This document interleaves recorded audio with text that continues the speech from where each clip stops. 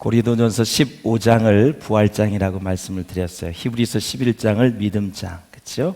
고린도전서 13장을 사랑의 장이다. 부활에 대한 그 지면 할애가 굉장히 많이 있어요. 그만큼 복음의 핵심 중에 핵심이 부활이다.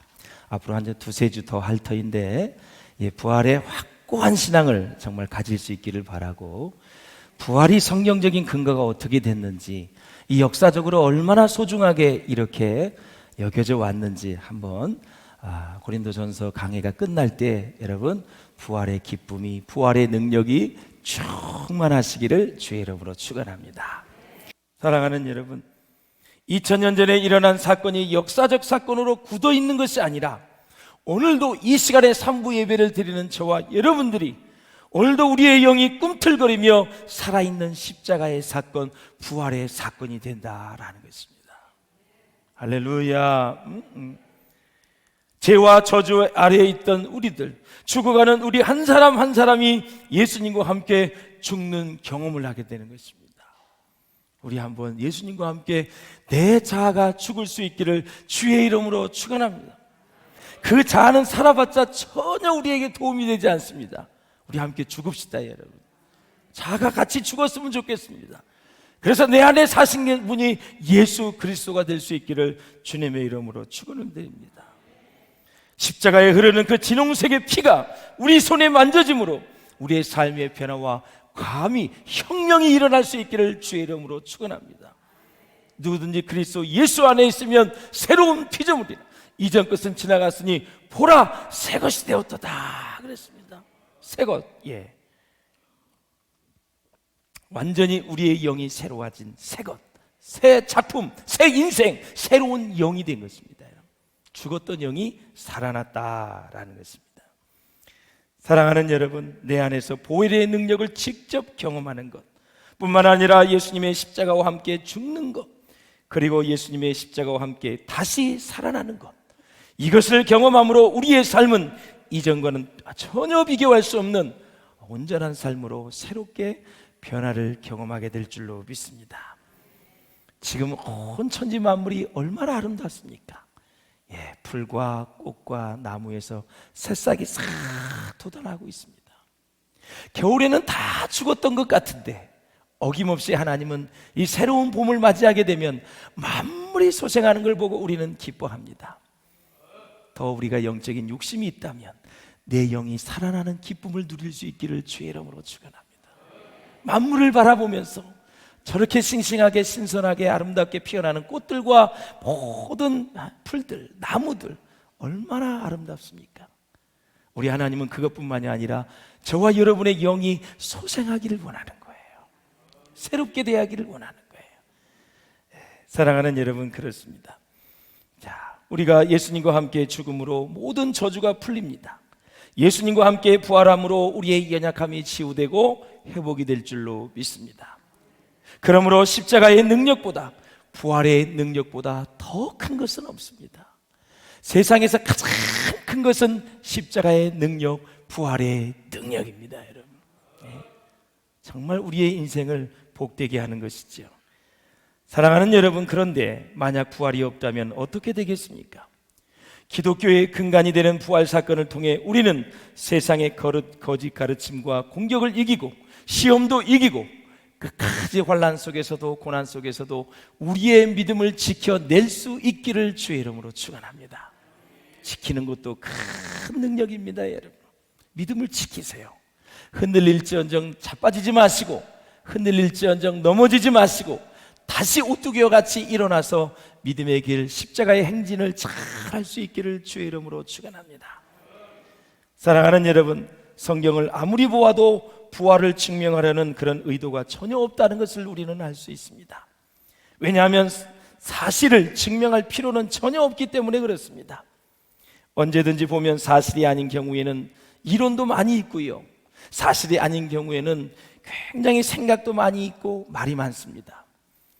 세상에는 사실이 아닌 것처럼 묻혀버리는 일도 많고, 또 사실이 아닌 것이 사실인 것처럼 그렇게 소문이 나고 인정되어 버리는 그런 때도 참 많이 있습니다. 그러나 가장 위대한 능력은 사실이라고 하는 것입니다. 사실. 사실이란 때로는 아주 조용합니다. 때로는 말이 없을 때도 있습니다. 그리고 사실이란 증거를 필요로 하지 않습니다. 사실이란 설명을 기다리지 않습니다. 부활 사건을 놓고 성경은 그것을 이런 말로 저런 말로 이런 이름으로 저런 이름으로 무슨 철학적 방법을 빌어서 절대 설명하지 않습니다. 부활이 사실이기 때문에 그렇습니다. 역사적인 사건이기 때문에 그렇습니다. 물론 신학에는 변증학이라는 것이 있습니다. 성경의 진리를 변증으로 설명하는, 다른 철학과의 관계에서 설명하는 변증학이 있습니다. 그러나 성경 자체에는 그대로 사실을 말하고 있을 뿐입니다. 그래서 부활 사건은 진리고요, 부활 사건은 진실인 것입니다. 실제로 역사적인 사건으로 남아 있다라는 것입니다. 뿐만 아니라 부활의 사건을 본 사람이 얼마나 많이 있습니까? 지난 시간에도 보았지만 의심 많은 도마에게는 예수님의 손자국, 창자국 다 만지게 해주셨습니다. 도마야, 이리 오너라. 예수님이 부활하신 그 첫날 도마는 그 자리에 있지 않았습니다.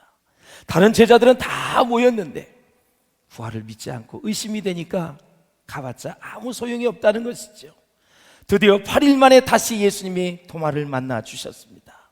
도마야, 옆구리에 좀 만져봐. 내 손자국을 좀 만져봐. 못자국을 좀 만져보라고. 그러면서 보는 거로 믿느냐? 보지 않고 믿는 자가 더 복이 있단다. 도마야.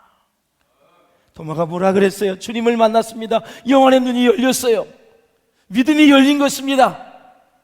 예수님이 하나님으로 보이시는 것입니다. 이렇게 고백합니다. 나의 주님이시고 나의 하나님이십니다. 그 고백을 한 이후에 도마는 멀리 가서 복음을 전하다가 우리 성지순례를 가면 도마가 순교한 자리에 무덤이 있습니다. 거기에 가서 도마가 그렇게 복음을 전했던, 의심 많은 도마가 그렇게 목숨을 걸고 충성했던 그것들을 쫙 듣는데 얼마나 은혜가 되는지 몰라요. 여러분에게 신앙 고백이 분명할 수 있기를 주님의 이름으로 축원을 드립니다. 자, 사람은 언젠가는 한번 죽기 때문에 죽을 준비를 하는 죽음 훈련은 저는 매우 중요하다고 생각을 합니다. 앞으로 그것을 행할 것입니다. 죽는 순간 이 세상의 삶이 끝나기 때문에 그렇게 중요한 것입니다. 오늘 3부 예배를 드리고 있는 저와 여러분은 언제나 다 죽을 사람들입니다. 앞으로 몇십 년 후면 이 자리에 한 분도 없을 것입니다. 한 사람 한 사람 차례차례 가는 것입니다. 지난 2주에 걸쳐 우리 교인과 관련된 4분이 세상을 떠났습니다. 그러므로 죽을 준비를 잘 시키는 것이 매우 중요한 것인데요, 목회에 다양한 분야가 있습니다만 가장 성공적인 목회라면 저는 장례를 잘하는 것도 중요하다고 생각해요. 어떤 교회에서는 천국 환송식이다 이렇게 다시 천국으로 돌려보내고, 먼저 가신 분들을 돌려보내고 우리 후다음에 다시 만나지 않습니까? 여러분, 만날 줄로 믿습니다. 진짜 만날 줄로 믿어요? 다 만나게 되는 거예요. 그것뿐만 아니라 목회자에게 여러 가지 기쁨과 보람과 행복이 있지만 가장 큰 행복 중에 하나는 아름다운 성도의 죽음을 보는 것입니다. 그런 마지막 순간의 임종을 보는 시간이 제일 목회자로서는 행복한 시간입니다. 왜요? 가장 아름답고 좋은 천국에 가니까. 죽음 준비를 하면 먼저 자기의 신앙을 돌아보게 되거든요. 반성도 하고 후회도 하면서, 그러다가 보면 자녀들에게 가슴에 새겨지는 아름다운 유언을 할 수가 있어요. 목회하다 보면 성경 말씀은 때때로 지키지 못해도 부모 또 할아버지 할머니의 유언을 잘 지키는 사람들이 있더라고요. 그만큼 절대적인 영향이 있는 게 유언인 것입니다. 그리고 현재의 자기 신앙을 다시 한번 고백하고 점검하게 되면서 반석에 세워진 믿음으로 갈 수 있는 것이 바로 죽을 준비를 잘하는 사람, 그리고 마지막에 유언을 아름답게 하는 사람들이다라는 것입니다. 무엇에 대해서 점검을 할까요? 예수님의 구세주 되심, 나를 구원해 주신 하나님, 그를 정확하게 할 수 있어야 되고, 나의 왕 되심, 주인 되심, 만왕의 왕이 바로 누구냐? 내가 믿는 예수 그리스도이십니다. 그래서 나를 위해서 십자가에 흘리신 그 피를 생각하면서 나를 위해 희생하고 헌신하신 그 주님의 보혈을 묵상을 하는 것입니다. 뿐만 아니라 하나님이 얼마나 우리를 사랑했으면 사람으로 이 땅에 오셨을까? 그것에 대해서 깊이 묵상하면서 우리는 죽음을 준비하는 것입니다. 결국 생명이 내 것이 아니었음을 절절히 깨닫게 되는 것이죠. 무엇보다도 우리의 가정을 주시고 교회를 주시고 가족을 주신 것, 부모와 자식을 주심에 감사하고 환난과 고난 속에서도 지켜주심에 감사하고 인생의 모든 순간이 주마등처럼 스쳐 지나가듯이 하나님의 은총을 기억하고 생각하면서 감사의 신앙으로 우리는 준비를 하는 것입니다. 뿐만 아니라 나에게 도움을 주신 분들이 있지 않습니까, 여러분? 내 인생이 그렇게 힘들 때 나와 함께 했던 분들이 생각이 날 것입니다. 그분들과 함께 좋은 덕담을 나누고 우리는 감사의 인사를 하는 것이죠. 예수님께서 부활하셨다는 것은 우리 모두가 부활한다는 것을 의미하는 것입니다. 그러므로 죽음이 절대 끝이 아니라는 거죠. 이 세상에서는 이 생의 삶을 살고 죽어서는 저 천국에서는 영생이라고 하는 의미의 생으로 넘어가는 것이죠. 그렇기 때문에 그런 차원에서 부활을 말씀드린다면 이 세계에서부터 다음 세계로 넘어가는 변화를 부활이라고 하는 것입니다. 그래서 예수님의 부활이 그렇게도 중요한 것입니다. 그런데 일부 고린도 교회 성도들이 몸의 부활을 부정을 했어요. 두 가지 철학 사상에 깔려 있다고 말씀을 드렸습니다. 먼저 영지주의자를 말씀드렸어요. 고대 플라톤 철학의 영향을 받아서 형성된 사상체계 아닙니까, 여러분? 육체는 악한 것이고 영혼은 선한 것으로 보았습니다. 그렇다면 영지주의에서는 구원을 어떻게 가르쳤을까요? 도대체 구원을 어떻게 말했을까요? 선한 영혼이 악한 육체를 벗어버리고 영혼만으로 존재하는 것이 바로 구원이라고 가르친 거예요. 따라서 영지주의 관점에서 볼 때 사람의 몸이 죽어서 악한 감옥과도 같은 몸으로부터 벗어나서 구원을 받았는데 몸이 다시 부활하여 살아나서 그 영혼이 그 육체에 다시 들어간다는 것은 영지주의 입장에서는 상상조차 할 수 없었다. 아주 끔찍한 일이라고 그들은 생각을 했습니다. 따라서 영지주의자는 구원 사건으로서의 몸의 부활을 받아들일 수가 없었습니다. 그래서 바울은 13절에서 19절까지 본문에서 몸의 부활을 받아들이지 않을 경우에 나타나는 몇 가지를 우리에게 소개하고 있어요. 첫째, 먼저는 그리스도가 다시 살아나지 못한다는 것입니다. 몸의 부활이 없다면, 자 13절을 같이 읽어보시겠습니다. 시작. 만일 죽은 자의 부활이 없으면 그리스도도 다시 살아나지 못하셨으리라. 아멘. 죽은 사람의 몸이 부활하는 것이 있을 수 없는 일이라고 가정할 때 예수님도 그리스도도 다시 살아날 수 없었다라는 거죠. 왜냐하면 그리스도는 영적으로는 죄는 없으신 분이시지만 다른 모든 인간과 동일한 몸을 입고 계시기 때문에 그렇습니다. 그래서 그리스도께서 부활하시지 못하신다면 그리스도는 다른 인간과 같은 성질을 가진 인간이실 뿐 하나님이실 수가 없다라는 것이죠. 만일 예수님이 인간이시기만 하고 하나님이 아니시라면 어떤 결과가 나올까요, 여러분? 19세기 말에 유럽의 신학자들 가운데서 유행한 운동이 있었습니다. 그 운동이 뭐냐면 예수전 운동이라 그랬어요.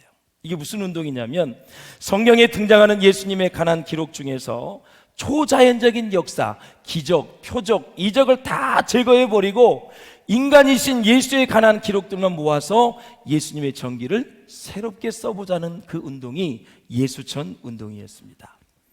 예컨대 예수님이 동정녀 잉태설 있잖아요. 성령으로 잉태했던 것들, 무리를 걸으셨던 걸, 500리의 기적, 죽은 자를 다시 살리신 기적과 이적, 표적을 다 빼고 예수님의 진솔한 인간의 모습만 모아서 예수의 전기를 쓰면 훌륭한 종교 지도자의 면모가 드러날 것이라고 생각을 해서 그들이 예수전 운동을 했어요. 여러분, 어떤 결과가 나왔을까요? 예상과 달리 예수님이 그 인간으로서의 면모가 아름답게 살아난 것이 아니라 예수님의 인간성도 형편없는 것으로 무너져버리고 말았다라는 것입니다.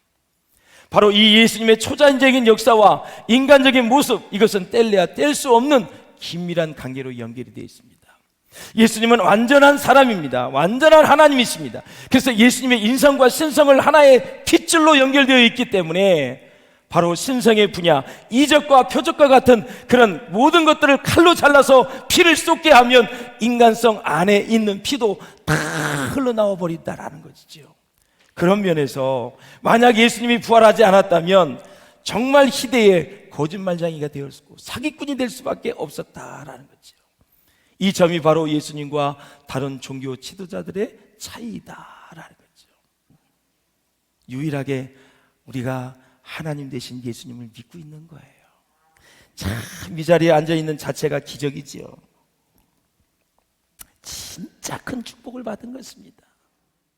여러분이 거지가 되어도, 여러분의 재산이 다 날아가도, 암병이 걸려서 죽는다 할지라도 예수 믿고 구원을 받았으니 꿈만 같은 이 자리에 지금 앉아있는 것입니다.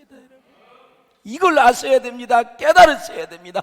우리의 영혼이 천국에서 영원히 산다는 사실, 이 기적과 같은 삶을 우리가 오늘도 지금 누리고 있다는 것이 얼마나 큰 축복입니까?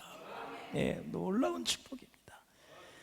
두 번째, 몸의 부활을 부인할 때 우리의 믿음이 헛것이라는 것이죠. 우리 한번 14절 같이 보실까요? 시작. 그리스도께서 만일 다시 살아나지 못하셨으면 우리가 전파하는 것도 헛것이요 너희의 믿음도 헛것이며. 그래서 헛것은 텅 비었다라는 거죠. 텅 비었다. 우리의 전하는 복음이 다 헛것이 된다. 우리가 전파하는 것도 헛고 믿음도 헛고, 주를 위해 참고 주를 위해 헌신하고 주를 위해 절제했던 것들이 얼마나 많이 있습니까? 그럼에도 불구하고 부활이 없다면 우리는 참으로 불쌍한 자입니다. 헛것을 위해서 산 거예요. 근데 주님이 부활하셨기 때문에 사랑하는 자들아 너희의 믿음이 견고해서 흔들리지 말라 그랬어요. 너희의 주 안에서 수고하는 것이 다 하늘의 상급이 될 것이라고 말씀하셨어요. 다 믿음대로 우리의 모든 헌신한 대로 상급을 받게 될 줄로 믿습니다. 자, 우리가 이 세상을 살다 보면은 우리가 바람이 하나가 있어요. 뭐냐면 모든 사람이 도덕과 윤리를 잘 지키고 살았으면 좋겠다. 요즘 이제 새 정부가 들어오면서 새로운 인선을 하잖아요. 그리고 검증을 하잖아요. 우리는 잘못 살아도 거기에 모든 장관이라든가 모든 직임을 받은 사람들은 좀 제대로 살았으면 좋겠다는 보고를 받기를 원하지요. 근데 이제 저마다 흠이 있을 때마다 실망하게 되잖아요. 이 사람이라는 건 그래요. 내가 잘못 살아도 지도자가 될 사람은 좀 괜찮았으면 좋겠다라는 것이 사람의 마음이에요.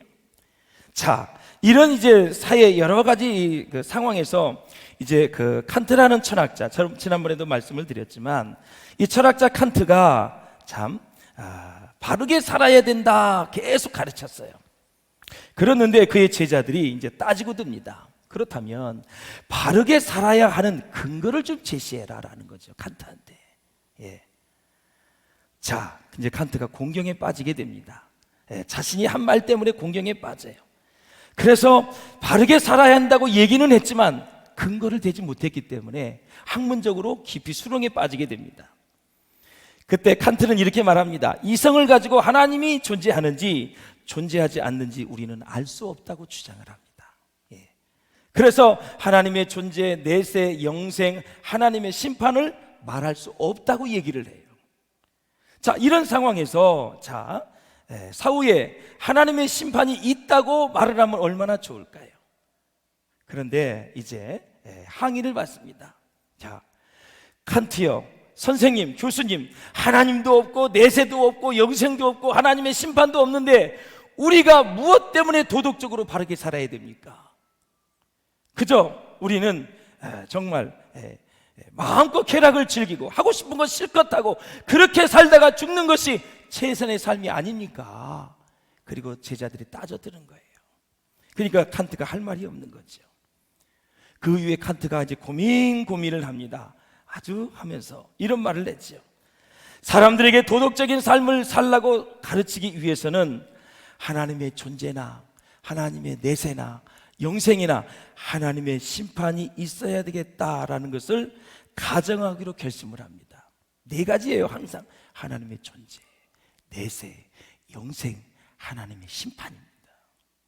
그냥 가정만 하면 사람들이 도덕적인 또 윤리적인 삶을 살 수 있겠다 얘기를 하죠. 그런데 제자들이 얘기합니다. 가정하지 말고 그것을 받아들여야, 그리고 나서 얘기를 해야 사람들이 이 세상에서 윤리적이고 도덕적인 삶을 살지 않겠습니까? 그러는 거죠. 그래서 결국은 하나님의 존재를 받아들이고 내세를 받아들이고 영생을 받아들이고 사후에 심판이 있다라는 것을 받아들여야만 이 세상에서 많은 사람들이 도덕적이고 윤리적인 삶을 살 수 있다라는 것이죠. 그래서 내세를 전제하지 않고는 윤리를 설명할 수 없다는 것이 바로 칸트가 깨달은 것이죠. 나중에 그래서 내세와 영생과 그리고 하나님의 심판과 하나님의 존재를 받아들이게 되는 것이죠. 그렇게 되면 사후에 우리 모든 하나님 앞에 우리의 말과 행동이 하나님 앞에 심판을 받게 돼 있잖아요. 그래서 그분을 생각하면서 이 땅에 사는 거죠. 그분의 심판을 생각하면서 우리가 생각을 하는 거죠. 행동을 하는 거, 말을 하게 돼 있다라는 거죠. 결국 이 땅의 삶과 천국이 바로 연결되어져 있다. 그래야 우리는 윤리적이고 도덕적인 삶을 살 수 있다. 많은 정치 지도자들이 위장 전입을 하고 뭐를 하고 지금 계속 텔레비전에 떠들고 있잖아요. 정말 우리가 하나님이 살아계시고 내세가 있고 영생이 있고 사후에 하나님의 심판이 있다고 생각을 하면 억울해도 힘들어도 말씀대로 살려고 노력을 하게 될 줄로 믿습니다. 마지막으로 부활을 없다고 생각하면 바울과 사도들, 이 많은 사람들이 복음 전하는 자들이 다 거짓말쟁이가 될 수밖에 없다라는 거죠. 왜? 한결같이 이들이 전하는 복음은 뭐냐? 예수님이 죽은 지 3일 만에 부활하셨다고 전했는데 부활이 없다면 너무나 다 거짓말쟁이가 될 수밖에 없다라는 거죠. 아프리카 선교사가 있었습니다. 이 사람이 추장을 전도하려고 무지하게 애를 썼습니다. 왜냐하면 추장을 전도하면 추장이 예수를 믿으면 다 그 부족들이 예수를 믿기 때문에 그래요. 그래서 선교사님은 정성껏 기도하고 전도를 했습니다. 자기가 보기에 이 추장이 예수 믿을 때쯤 된 것 같았습니다. 그래서 기독교 교리의 강의를 열심히 강의를 하고 예수님께서 십자가에 돌아가시고 그 다음에 부활하셨습니다. 덧붙여서 뭐라 그랬냐면 모든 사람이 다 부활합니다. 악한 사람은 심판의 부활로, 예수 믿는 사람은 생명의 부활로 부활하게 됩니다. 추장이 화가 난 눈빛으로 확 선교사를 째려봤습니다. 뭐라 그러냐면 추장이, 여보시오 선교사, 사람이 죽으면 정말로 다 부활합니까? 맞습니다. 다 부활합니다. 절대 안 됩니다. 부활하면. 선교사님이 놀랐습니다. 왜 그럽니까?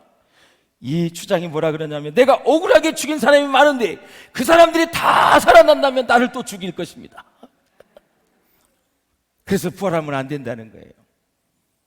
사랑하는 여러분, 죽음은 끝이 아닙니다. 나 죽으면 끝이 아니라 남을 죽여서 끝이 아닙니다. 반드시 사후에 심판이 있다라는 사실이에요. 그래서 만약에 부활이 없다면 우리는 어디에 빠져요? 허무주의에 빠지는 것입니다. 그리고 우리는 완전히 멸망을 하는 것입니다. 말씀을 정리하겠습니다. 죽음은 공포와 두려움의 대상으로 변합니다. 왜냐하면 죽음 이후에는 영원한 지옥에서의 고통이 기다리고 있기 때문에 그렇습니다. 사랑하는 성도 여러분, 그래서 복음은 그리스도께서 죽은 자 가운데서 다시 살아나셨다고 전파하는 것입니다. 따라서 복음은 철학도 아니고 인생론도 아니고 사회를 계획하는 것도 아닙니다. 오직 예수님이 우리의 죄를 대신해서 죽었다가 다시 살아나셨다는 것을 전하고 믿었는데 그 이후에 무언가씩 계속 일어나는 것입니다. 무엇이 일어날까요? 바로 사람이 변화되는 것입니다. 사람이 새로워지는 것입니다. 그리고 성령이 임하는 것이고 부흥이 임하게 되고 결국 하나님의 나라가 임하게 되는 것입니다. 그래서 어떤 학자는 이렇게 말했습니다.